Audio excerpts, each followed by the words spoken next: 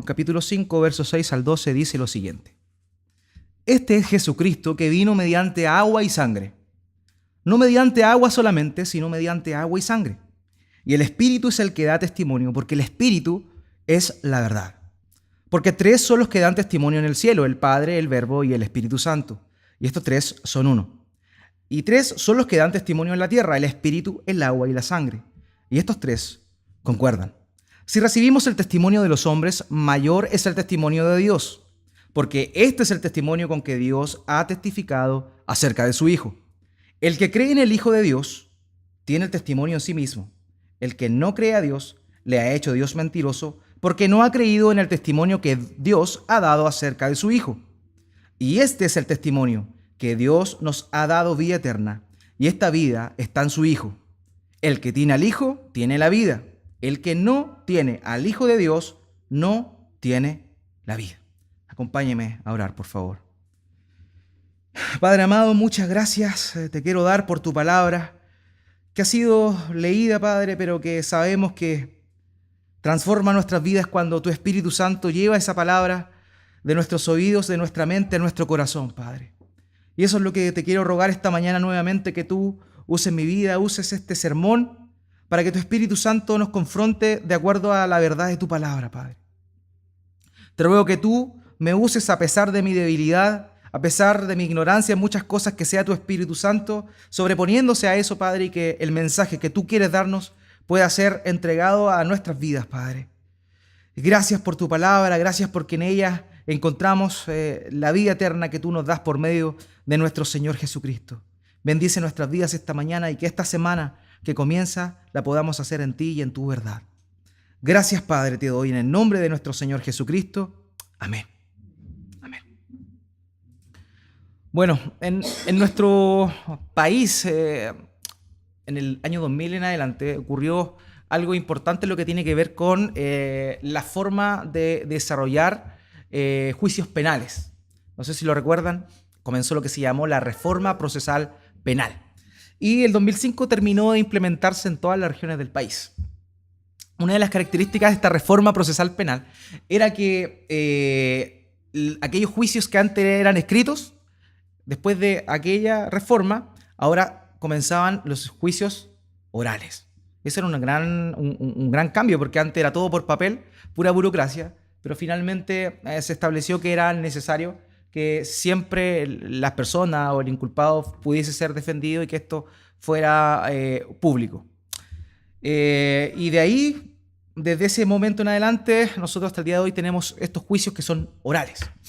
Pero este modelo que nosotros tenemos es muy similar al que hace muchos años existe en Estados Unidos. Y el modelo americano es derivado del modelo anglosajón, en el cual se estableció que estos juicios fuesen llevados por abogados defensores, por fiscales, que fuesen presentados testigos y que el juez tomara la determinación de la sentencia. Pero en estos juicios de Estados Unidos, o el sistema americano penal, estableció también la participación de la ciudadanía en los juicios. Y para ello, los juicios americanos, se elige un jurado. Y este jurado tiene una característica. Normalmente no tienen que tener nada que ver con el tema en cuestión. Son ciudadanos que son llamados al azar, que certifican, el juzgado certifica que no tengan ningún juicio de interés en el caso, y simplemente se le llama a estas personas para que sean jurados y tomen una determinación al respecto en un juicio determinado. Entonces, ¿qué es lo que pasa? Ellos tienen la responsabilidad de determinar si lo que se dijo ahí, en función al caso, declara inocente o culpable a la persona que está siendo inculpada. Esa es la labor que cumplen estos jurados, ¿ya? Ellos nos dictan sentencias, la sentencia la dictan los jueces, pero los jurados son aquellos que deciden si es verdaderamente inocente o si es plenamente culpable. En esta sección que vamos a hablar a continuación, tiene mucha relación con eso. ¿Por qué? Porque de alguna forma lo que está haciendo Juan acá es mostrarnos de una manera de un juicio la veracidad de quién fue el Señor Jesucristo. ¿Quién fue el Señor Jesucristo? El apóstol Juan aquí lo va a mostrar desde la perspectiva de un juicio.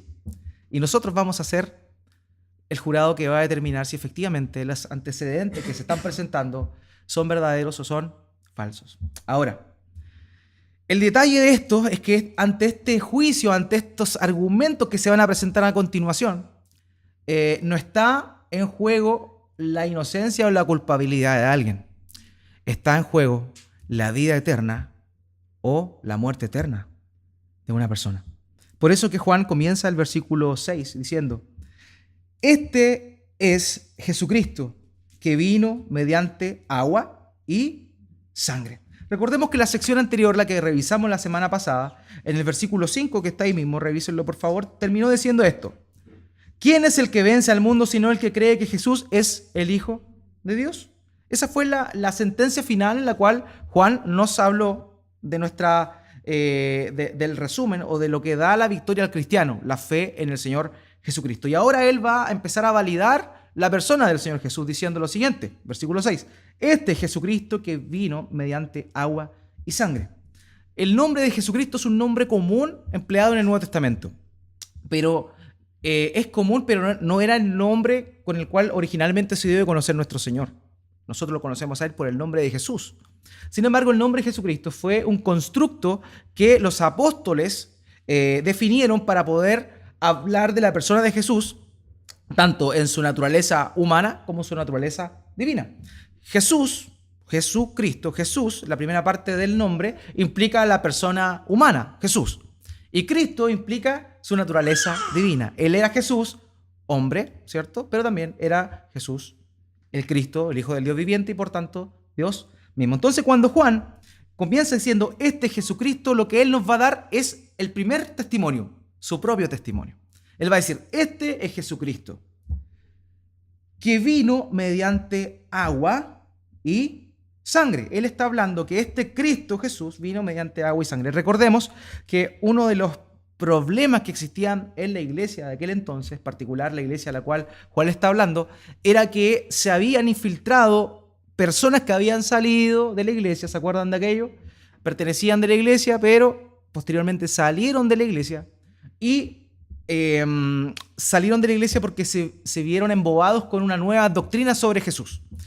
A ellos les enseñaron que Jesucristo en realidad era un hombre, pero que en el momento de su bautismo, en aquel entonces, vino el Espíritu de Cristo y lo poseyó.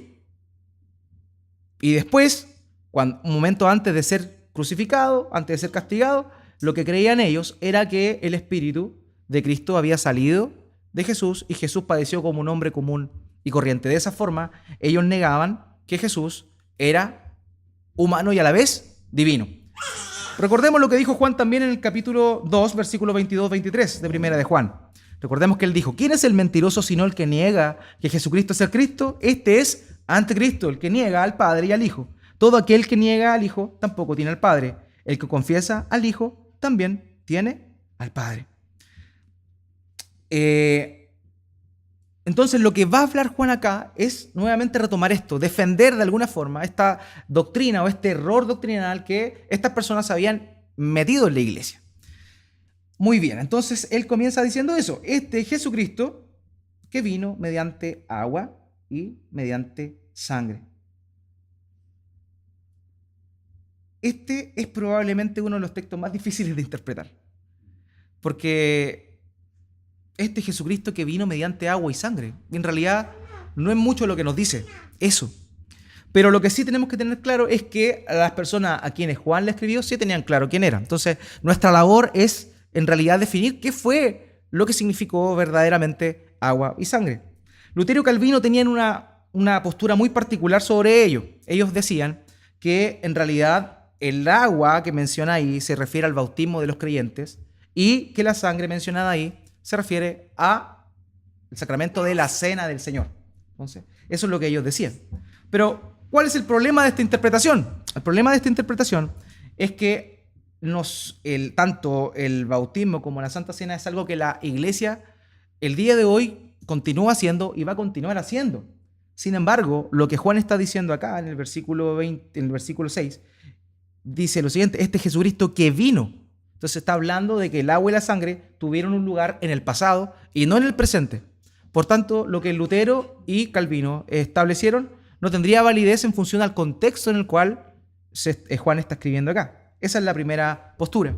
La otra postura fue conocida por Agustín de Hipona, obispo de la parte norte de África, y él se refirió a que esta agua y sangre correspondían a el testimonio de Jesús cuando estaba en la cruz. ¿Se acuerdan que hubo un soldado romano que con una lanza atravesó el costado de Jesús y de su costado salió sangre y agua? ¿Se acuerdan? Ya, muy bien. Esa es una de las cosas que dijo, muchos hermanos de la iglesia creyeron que a eso se refería cuando Juan dijo que venía mediante agua y sangre. Sin embargo, esto no puede ser posible. ¿Por qué? Porque quien fue la persona que registró el acontecimiento del lanzazo fue Juan. Sin embargo, Juan dice en este pasaje, vino, agua y sangre. Sin embargo, el relato del Juan 19:34, donde el mismo apóstol Juan está describiendo este acontecimiento de la lanza, dice que primero salió sangre y agua. Juan conocía la escena, por ende, él hubiese sido bien riguroso en decir primero sangre y posteriormente agua. Sin embargo, él dice agua y sangre. Entonces, la forma de poder entender verdaderamente qué significa esto, y para que nosotros podamos tener esa claridad, es en función a lo que el mismo texto nos está diciendo. Miren, fíjense en el versículo 6 del mismo 1 de Juan capítulo 5. Dice, no mediante agua solamente, sino mediante agua y sangre. Entonces, para poder entender esto, es necesario que nos situemos en el contexto de Juan y recordemos lo que ya les mencioné. El problema de aquel entonces era que se había infiltrado una doctrina que decía que validaba a Jesús como hombre, pero no a Jesús como Cristo. Entonces, cuando Juan está hablando que el Hijo vino no mediante agua solamente, sino mediante agua y sangre, es necesario que podamos entender que al agua que se está refiriendo ahí es al bautismo de Jesús y la sangre que se está refiriendo ahí es a la crucifixión del Señor Jesús. Ellos decían, estos falsos maestros decían que Jesús había sido un hombre, que había sido ungido para una misión, pero que quien había muerto en la cruz no fue Dios, sino que fue el hombre Jesús. Lo que Juan está diciendo acá es que el agua del bautismo representa evidentemente la identidad de Jesús como Mesías, pero también la cruz de Cristo, la sangre de Cristo nos muestra la obra de Él como Dios, como Mesías, Dios Redentor. Muy bien. Entonces eso es lo que está diciendo el pasaje aquí en cuestión. Entonces quiero invitarle a que, teniendo ya claro qué significa agua y sangre, agua significa el bautismo del Señor y sangre significa la cruz del Señor Jesucristo, nosotros podamos ahora leer el versículo 6 al 8, que dice lo siguiente. Este es Jesucristo que vino mediante agua y sangre, no mediante agua solamente, sino mediante agua y sangre. Y el Espíritu es el que da testimonio, porque el Espíritu es la verdad. Porque tres son los que dan testimonio en el cielo, el Padre, el Verbo y el Espíritu Santo. Y estos tres son uno. Y tres son los que dan testimonio en la tierra, el Espíritu, el agua y la sangre. Y estos tres concuerdan. Muy bien. Ahora, quiero volver a la imagen que les presenté en un comienzo. Recordemos que lo que está usando Juan acá es una figura legal. Es una figura legal. Lo que Juan va a mostrarnos aquí es cómo legalmente se certifica que Jesucristo no tan solo fue una persona humana, sino también fue Dios hecho hombre. Entonces, lo que usó Juan fue la vieja figura legal judía, de que para poder decir cualquier veredicto, para poder decir una verdad sobre algo, sobre alguien, era necesario tener testigos. La misma palabra de Dios nos muestra eso en Deuteronomio capítulo 19, verso 15. En Deuteronomio, capítulo 19, verso 15, dice lo siguiente. No se tomará en cuenta a un solo testigo contra ninguno en cualquier delito ni en cualquier pecado, en relación con cualquiera ofensa cometida. Solo por el testimonio de 2 o 3 testigos se mantendrá la acusación. Entonces lo que Juan está haciendo acá es mostrarnos poniendo de alguna forma a la verdad de Dios, la verdad de Cristo, a prueba. Y Él nos va a dar testigos que certifican quién era Cristo y cuál fue su obra. Entonces, vamos a ver acá que hay 3 testigos, porque la ley demandaba 2 o más testigos. Para que me crean aún más, Juan capítulo 8, versos 17 y 18, el Señor Jesús les dice a los escribas y fariseos: en vuestra ley está escrito que el testimonio de 2 hombres es verdadero.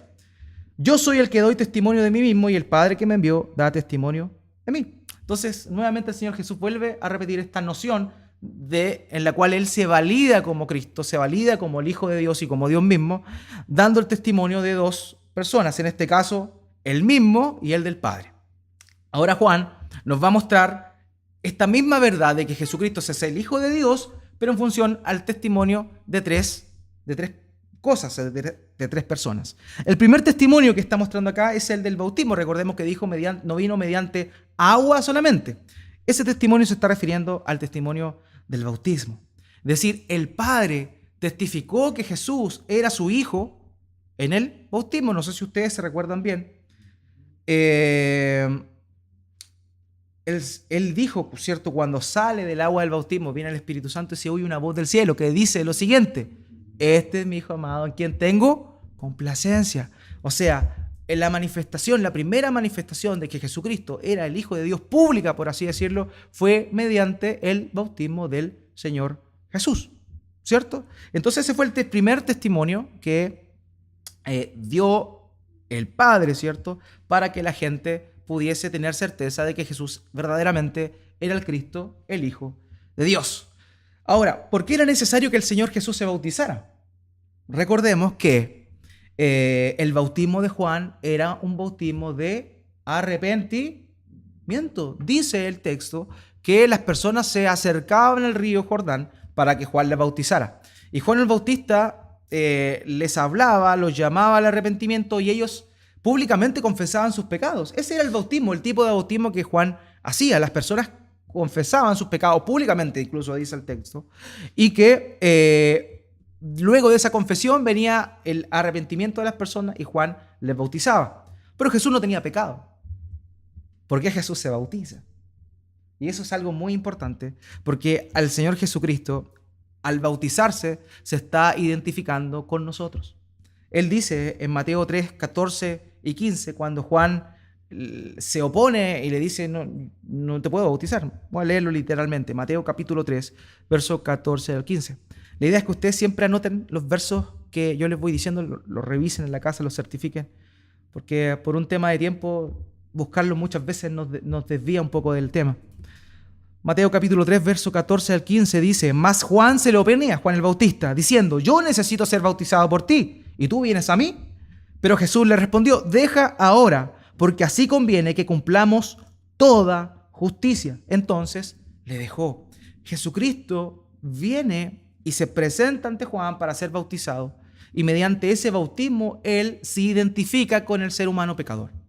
Él no tenía pecado, sin embargo él se identifica con el pecador, y por medio de ese acto se empieza a cumplir la justicia de Dios en su vida, ¿cierto? Como representante de la humanidad ante el Padre. Por eso que se habla del bautismo como un testigo. El agua, que representa el bautismo del Señor Jesucristo, es el primer testigo que Dios nos va a dar, que Juan nos está mostrando aquí en su relato. El segundo testigo es la cruz de Cristo.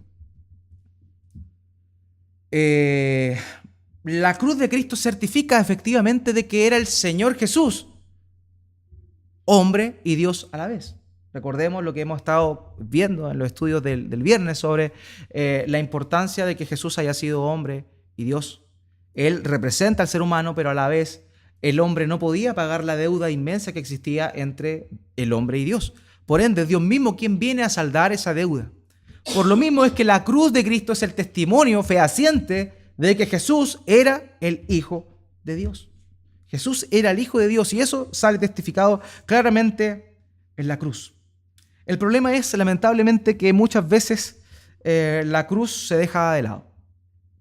Se habla de muchas cosas, pero la cruz se deja de lado. De hecho, en aquel entonces, hablar de la cruz era considerado para muchos locura.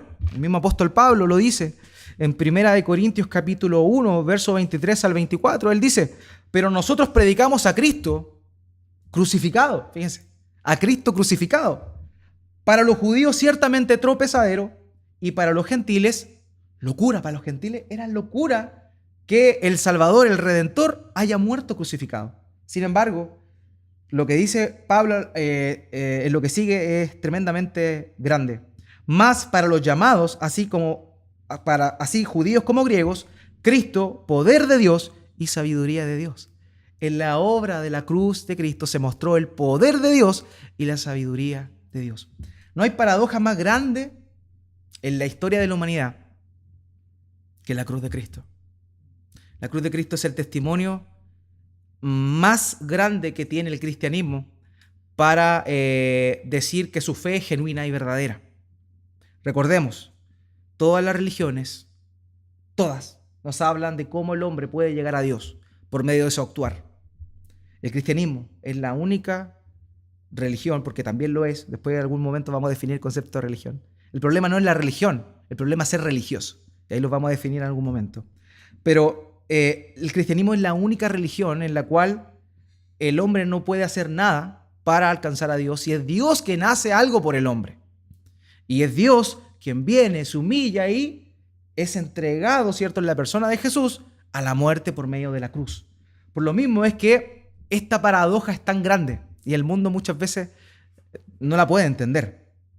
¿Por qué? Porque dentro de nuestra concepción natural, nosotros siempre nos acordamos de las victorias y no de las derrotas. Y la cruz, aparentemente, es una derrota. Y eso es lo que producía resquemor en los gentiles. Dice que para los gentiles, para los griegos que eran muy inteligentes, ellos meditaban en la inmortalidad del cangrejo todos los días, para ellos eso era locura. ¿Cómo era posible? Ellos tenían la concepción de los emperadores victoriosos. ¿Cómo era posible que este emperador, rey del universo, viniera a humillarse y muriera en una cruz? Que era el castigo más vil y despiadado de aquel entonces. Entonces, para ellos era locura, porque los reyes, los emperadores eran las personas más eminentes que existían. Pero el rey del universo que el cristianismo mostraba era un Dios crucificado. ¿Por qué? Para ellos era difícil entender, puesto que nuestro exitismo que propiamente traemos nosotros también afectaba a esas personas. Si no, les quiero recordar lo siguiente. ¿Qué pasó un 15 de octubre del 2008? A los hombres sobre todo. ¿No ves? Chile le ganó a Argentina, acá en el Estadio Nacional, 1-0 por gol ¿de quién? Fabián Orellana, ¿cierto? Nunca vamos a olvidar eso porque fue la primera vez que Chile le gana a Argentina en un partido oficial. Entonces a nosotros nos encanta esa historia, nos acordamos de ese triunfo y de las 2 Copa América, y con eso estamos felices. No, si le ganamos a Argentina las 2 Copa América seguidas. Pero en realidad nosotros obtuvimos la Copa América 2 veces por penal. Y eso es adjudicarse la Copa realmente, porque no se le ganó a Argentina, en estricto rigor. Entonces eso nos muestra claramente que nosotros tenemos esa costumbre de acordarnos solamente de las victorias, sino de las derrotas. De los 84 partidos oficiales que Chile jugó con la Argentina, nos hemos olvidado de 83 partidos. Y nos acordamos solamente de uno. ¿No ven que en nosotros está esta noción de acordarnos de las victorias y no de las derrotas? Por lo mismo es que el mensaje de la cruz es tan confrontacional para las personas y es difícil de entender. Porque ¿cómo es posible que en una derrota Cristo haya ganado? Es paradójico. Y por eso es que es difícil el mensaje de la cruz, siendo que es lo principal y lo medular del mensaje del cristianismo. Pablo le dice a los Gálatas en Gálatas 6:14, fíjense lo que él está diciendo: pero lejos esté de mí gloriarme, sino en la cruz de nuestro Señor Jesucristo, por quien el mundo me es crucificado a mí y yo al mundo. Para Pablo no había motivo más importante por el cual gloriarse que la cruz del Señor Jesucristo. Esta es la paradoja más grande del cristianismo.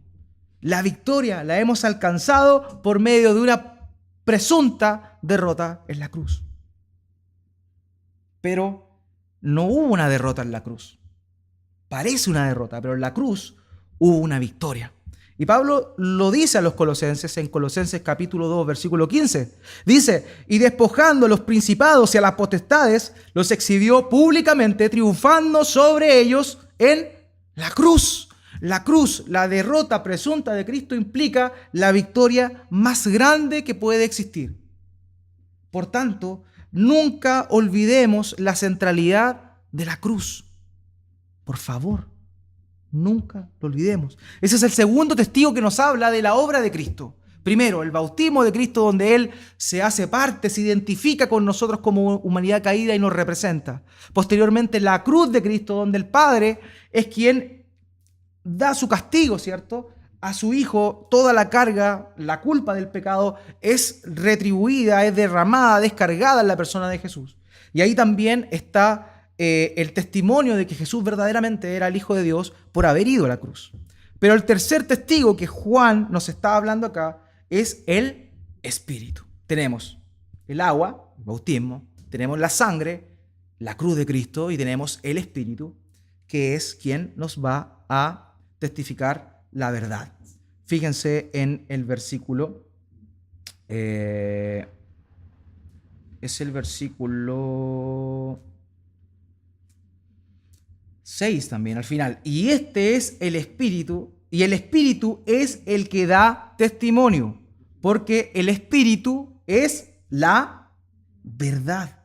Fíjense en esto, y esto es importantísimo. El otro testigo que tenemos es el Espíritu. El Espíritu habla la verdad, porque la misma Escritura nos lo dice, que Él es el Espíritu de verdad. Por ejemplo, Juan 14, 17, el Señor Jesús dice: el Espíritu de verdad, el cual el mundo no puede recibir porque no le ve ni le conoce, pero vosotros le conocéis porque mora con vosotros y estará en vosotros. El Espíritu de verdad. El mismo Señor Jesús, en capítulo 15, versículo 26 de Juan, vuelve a repetir la misma idea. Cuando venga el Consolador, a quien yo os enviaré del Padre, el Espíritu de verdad, el cual procede del Padre, Él dará testimonio acerca de mí. Entonces, el Espíritu habla la verdad, ¿cierto? El Espíritu Santo habla la verdad, pero a la vez es la verdad. Por tanto, tenemos un testimonio verídico de que efectivamente tanto el bautismo de Jesús, la cruz de Cristo y el relato y el testimonio por los apóstoles dado por el Espíritu Santo certifican que Jesucristo verdaderamente es hombre y Dios a la vez. Es Dios mismo hecho carne. Eso es lo que está diciendo el pasaje ahí. Pero fíjense en un detalle.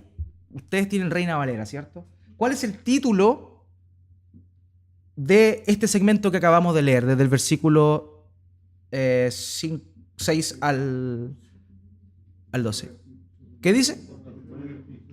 Yo les voy a dar un consejo, que a algunos ya se los he dado. Cuando lean la Escritura, no lean los subtítulos. ¿Por qué me van a decir? En primer lugar, porque los subtítulos no son inspirados por Dios.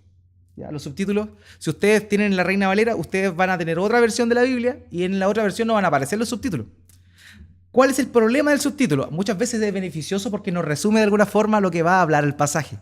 Pero en oportunidades, si la persona que definió el subtítulo se equivocó, va a ser que nosotros erradamente todo el segmento que está bajo ese subtítulo lo entendamos mal. Ahí dice el testimonio de ¿quién? Del Espíritu, dice ahí, ¿cierto? También dice la certeza del testimonio de Dios. Muy bien, porque eso es.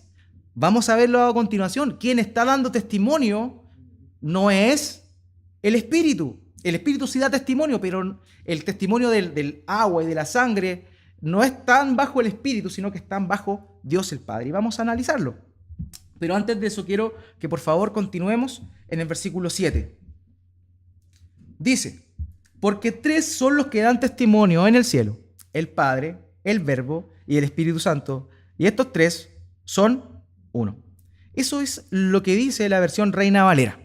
Ahora, si ustedes tienen otra versión, por ejemplo, la NBI, NTV, TLA, etcétera, BTX y un sinnúmero de Biblias más, se van a dar cuenta que la primera parte de este versículo no aparece. No aparece la sección donde dice: porque tres son los que dan testimonio en el cielo: el Padre, el Verbo y el Espíritu Santo. Eso no aparece en algunas Biblias. Algunos dicen, no, sacaron versículo de la Biblia, herejía y esas cosas. Pero en realidad eso no es así. Le voy a explicar por qué. Lo que pasa es que la Reina Valera es traducida de un texto griego, un compendio griego que se llama el texto recibido. ¿Ya?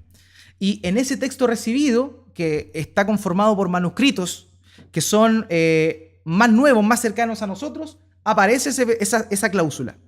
Pero en los manuscritos más antiguos, más viejos, que los que se inspira la Reina Valera, por ejemplo, no aparece en ese texto. ¿Ya? Entonces, ¿qué significa eso? Significa que ese texto no estaba incluido en el párrafo original. Pero un escriba, un copista, entendió que en ese contexto que estaba hablando ahí, era bueno acotar que también el Padre, el Verbo y el Espíritu dan testimonio. Entonces hizo una pequeña nota. ¿Qué pasó con el tiempo? Otro copista entendió que eso era necesario que estuviera y finalmente se hizo parte del relato. Pero en rigor, ese texto no aparece en los textos más antiguos. Entonces, incluso si lo analizamos en función a su contexto, nos vamos a dar cuenta que nos desvirtúa un poquito el tema, porque está hablando del testimonio del agua, el testimonio de la sangre y el testimonio del Espíritu. Y ahora habla habla del testimonio en el cielo, pero después el versículo 8 va a volver a hablar del espíritu, el agua y la sangre. Eso nos certifica que en realidad ese segmento está añadido posteriormente. Ahora, no se rasguen las vestiduras, porque la verdad de que Dios es trino, es uno, está en toda la Escritura. Por ende, a pesar de que este texto no aparezca en los manuscritos más antiguos, eso no niega de ninguna forma que Dios es un Dios trino. ¿Okay? Lo único que tenemos que tener cuidado con usar este texto para hablarle a un testigo de Jehová, por ejemplo, porque los testigos de Jehová saben los textos que de alguna forma son más antiguos. Entonces, si usted le da ese texto para corroborar de que Dios es trino, probablemente el testigo de Jehová le va a dar un argumento que es correcto. Así que la Biblia habla de la Trinidad, habla del Padre, el Hijo y el Espíritu Santo y que estos son uno, pero en rigor, en este pasaje, eso no lo dice en el manuscrito más antiguo. No es lo que Juan le dijo a la iglesia. ¿Se entiende? Muy bien. Entonces, pero el final de este versículo sí es parte del relato que estaba contando. Termina de la siguiente forma. Y estos tres son uno. Y estos tres son uno. Entonces, estos tres son uno no se está refiriendo a el testimonio en el cielo del Padre, el Verbo y el Espíritu.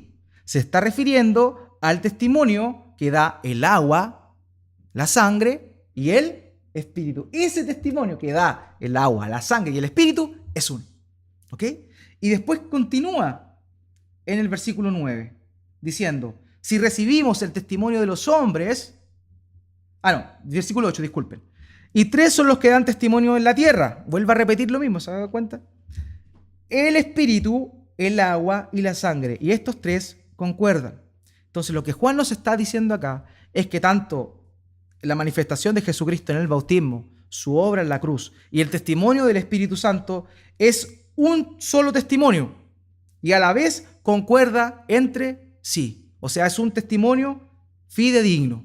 ¿Ya? Nadie puede rebatir esto. Ahora bien, versículo 9. Si recibimos el testimonio de los hombres, mayor es el testimonio de Dios, porque este es el testimonio con que Dios ha hablado acerca de su Hijo. Entonces, el testimonio de el agua, el testimonio de la sangre y el testimonio de el Espíritu es el testimonio que da Dios. O sea, ¿se acuerdan que era necesario 2 o 3 testigos para validar algo? Aquí hay 4. Pero el más importante, la persona más importante que da testimonio acá es el Padre, porque es el Padre quien da testimonio por medio del agua, de la sangre y del Espíritu. Y eso es hermoso. Fue el Padre mismo quien dio testimonio del Señor Jesús en el bautismo, diciendo, este es mi Hijo amado en quien tengo complacencia. Fue el Padre a quien el Hijo, estando en la cruz, le dijo, Padre, en tus manos encomiendo mi espíritu. Y es el Padre quien nos envía y nos manda el Espíritu Santo para que nosotros aprendamos lo que Jesús dijo y recordemos las palabras del Señor. Todo radica del Padre. Juan 14, 26 dice, mas el Consolador, el Espíritu Santo, a quien el Padre enviará en mi nombre, Él os enseñará todas las cosas y os recordará todo lo que yo os he dicho. El Padre es el más grande. El testimonio del Padre es el más importante de todos los testimonios que puedan haber. Tenemos 3 testigos ya. Vuelvo a repetir, el agua, la sangre, el Espíritu. Pero quien da esos 3 testimonios es la persona de Dios, el Padre. Por ende, si pudiésemos subtitular esta sección, debiese llamarse el testimonio de Dios o el testimonio del Padre y no el testimonio del Espíritu. Espíritu. Continuemos en el versículo 10. Dice, el que cree en el Hijo de Dios tiene el testimonio en sí mismo. El que no cree a Dios le ha hecho mentiroso porque no ha creído en el testimonio que Dios ha dado acerca de su Hijo. Y esto es lo terrible. Esto es lo terrible. Porque cuando alguien no cree en Cristo, no cree en Cristo como alguien que representó el pecado del hombre, no cree en Cristo como alguien que murió y sufrió la paga por la culpa del pecado del hombre, no cree que el Espíritu Santo nuevamente una y otra vez confirma y testifica lo que el Señor Jesucristo hizo, está desechando el testimonio del Padre, del Creador, el Señor del cielo, de la tierra y de todo el universo. Y cuando alguien niega el testimonio de Jesús, tanto en su bautismo, en su muerte y en el testimonio del Espíritu Santo, lo que está haciendo es tratar a Dios de mentiroso. Y Dios no puede mentir. Dios puede hacer todo lo que quiera, pero hay 2 cosas que dice la Escritura que Él no puede hacer. Y no la puede hacer porque esté impedido, sino que van en contra de su propia naturaleza. Dios puede hacer todo lo que Él quiera, pero todo lo que vaya en función a su propia naturaleza. Y la Escritura nos dice que hay 2 cosas que Dios no puede hacer. Una es mentir y la otra es cambiar. Dios no cambia y Dios no miente. Son 2 cosas que Dios no puede hacer. Por tanto, quien niega que Jesús fue manifestado Hijo de Dios por medio del bautismo, por medio de la cruz y por medio del testimonio del Espíritu Santo, lo que está haciendo es negar a Dios el Padre. Y eso es terrible. Ahora bien, hemos hablado muchas cosas lindas, bonitas, hemos aprendido harto, pero ahora viene lo que nos toca a nosotros. Porque la palabra de Dios es espada de doble filo. Y si no nos toca a nosotros, solamente enriquece nuestro intelecto, nos da claridad, nos da la luz de su palabra. Pero si no confronta nuestros corazones verdaderamente, no tiene ningún sentido. Yo siempre les he dicho que la Biblia como tal es un libro y no tiene poder. Pero la Biblia, ocupada por el Espíritu Santo, es la que sí produce el poder. ¿Cómo este pasaje nos habla a nosotros? Recordemos, estas personas que se habían infiltrado en la iglesia decían que Jesucristo no había, o sea, que Dios no había muerto en la cruz. Y eso era lo que Juan está atacando aquí, mostrando y comprobando por medio de estos testimonios. Para muchos es fácil hablar de un Jesús humano, del Jesús que se nos mostró en el bautismo, por ejemplo. Es fácil, porque incluso es hasta utilitario ese Jesús, ya lo hemos conversado en otras oportunidades.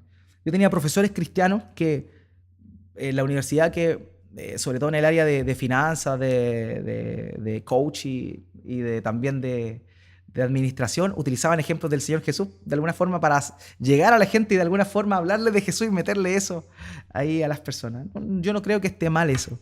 El problema es si solamente yo ocupo a Cristo en función a un buen maestro, a alguien que nos dio buenos consejos. Si yo solamente ocupo a Jesús como un líder y yo desprecio la cruz y desprecio el testimonio del Espíritu Santo, yo estoy despreciando el testimonio de Dios. Así de terrible es. Porque ¿qué pasa con la cruz? ¿Dónde está la cruz ahí? Hay un hermano, John Maxwell, que tiene muchos libros de liderazgo y muestra harto como ejemplos de Jesús de hacer eso. Pero no veo la cruz de Cristo ahí. En muchos de sus relatos no está la cruz de Cristo. Entonces, tú puedes hablar de Cristo, puedes vivir a Cristo, pero si Cristo para ti es solamente alguien que te da principios de vida, eso está equivocado. Y tú estás negando y tratando a Dios de mentiroso. Porque estás saltándote todo lo demás. Solamente si tú lo ves desde esa perspectiva, estás diciendo que el testimonio del Padre por medio de el bautismo, de la cruz y del testimonio del Espíritu Santo es falso. ¿Qué pasa? También hay muchas personas que hablan del Espíritu Santo. Vemos iglesias repletas el día de hoy que hablan y ellos dicen tener el poder del Espíritu Santo, la unción del Espíritu Santo, salen enfermos, se echan fuera demonios. ¿Y dónde está la cruz? No está en ninguna parte. En ninguna parte está la cruz. No hay una predicación de la cruz de Cristo, que es parte del testimonio que el Padre ha dado. Están los beneficios de Dios, están los beneficios de creer en Jesús, ¿cierto? La fe que sana, la fe que salva, y Dios sana y salva, sí, Dios sana y salva. El problema es que no está la cruz ahí. Y si no está la cruz ahí, están negando el testimonio que Dios ha dado, que el Padre ha dado, la cruz. Lamentablemente también, muchas veces nosotros somos conocidos en el mundo por ser pro vida, ¿cierto? Por ser antiaborto y por ser antimatrimonio igualitario. Y eso está bien. Tenemos que ser conocidos por eso. Pero ¿dónde está Jesús? ¿Cuándo han visto una intervención de algún ministro del Evangelio? Estoy hablando de ministro, estoy pidiendo mucho. Si no puedo hablar de ministros, mucho menos puedo hablar de las personas comunes y corrientes que va a la iglesia. Pero ¿a qué persona, pastor conocido, que ha sido preguntado públicamente sobre cualquier tema, saca la cruz de Cristo? Bueno, la cruz no está ahí. Pero la cruz es lo principal y central del mensaje de Cristo, y es lo que estas personas, estos falsos maestros querían introducir. Ellos querían sacar la cruz, porque a ellos no les cuadraba que Dios se hiciera carne y muriera por el pecador. Lamentablemente para nosotros, para la iglesia de Dios, muchas veces pasa algo similar. Tratamos de sacar la cruz de Cristo y nos quedamos con todos los demás beneficios. Y la cruz de Cristo no importa. No importa. No predico el evangelio. Si yo saco la cruz, no hay evangelio. Nosotros somos conocidos lamentablemente en el mundo por muchas otras cosas, sino por la cruz de Cristo. Los quiero invitar a hacer un experimento. Cuando lleguen a su casa, vayan a YouTube. ¿Les gusta ver YouTube a ustedes? ¿O no? Vaya a YouTube. Ponga sermón, las lunas de sangre. Sermón, el arrebatamiento. Sermón, el fin del mundo. Vean la cantidad de reproducciones que tienen esos videos. Millones. Miles.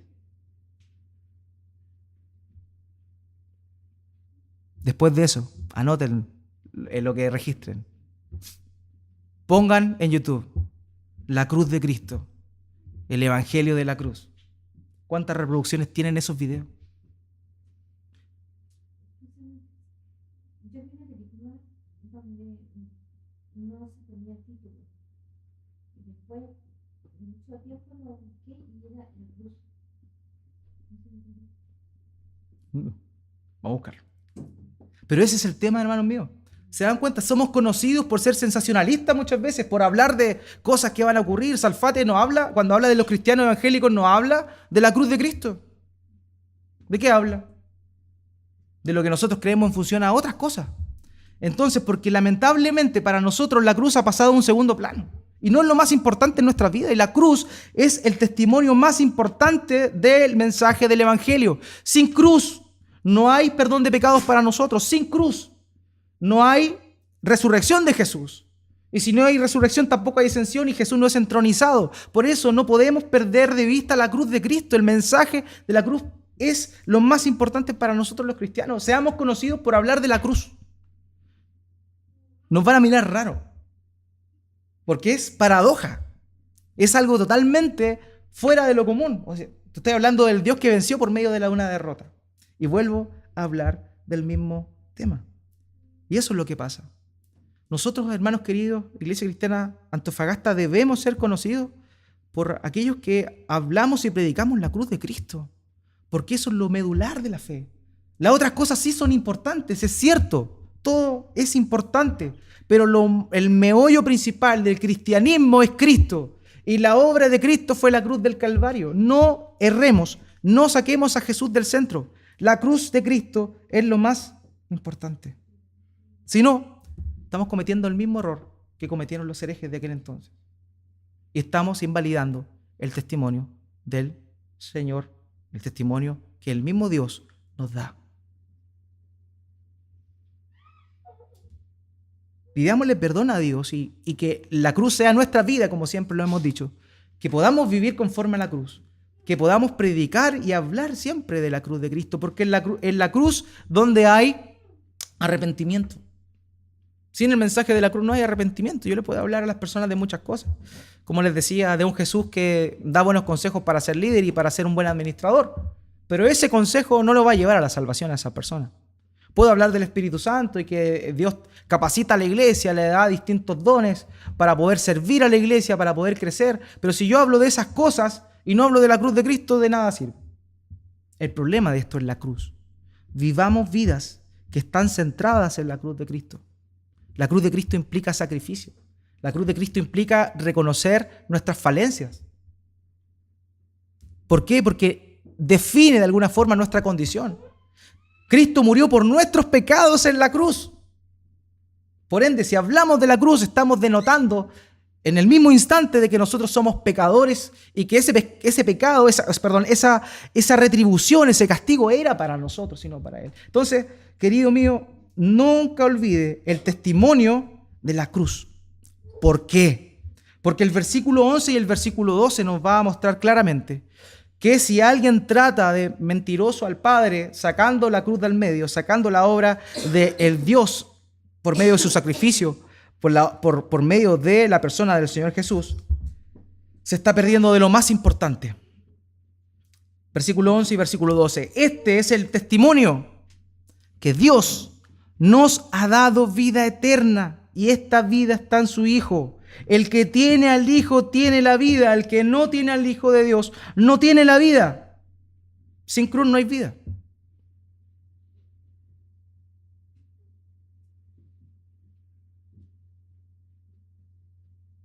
Si yo saco la cruz, lo que yo predique va a ser un mensaje bueno, pero incompleto.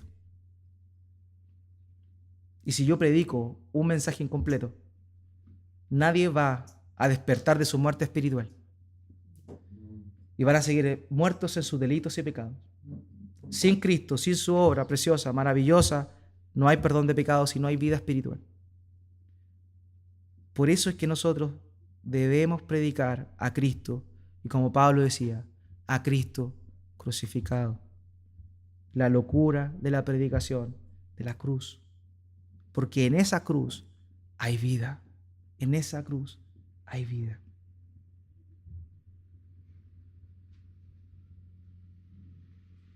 Que podamos vivir siempre con eso en mente, con la claridad de que verdaderamente el testimonio del Padre que Él nos dio por medio de haberse sentado en ese estrado, como los testigos son sentados en un juicio, ¿cierto?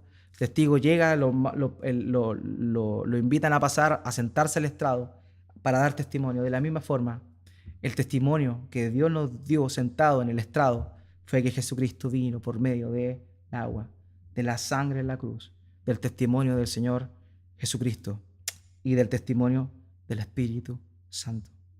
Ese es el mensaje del Evangelio completo. No lo desatendamos por nada. Oremos al Señor.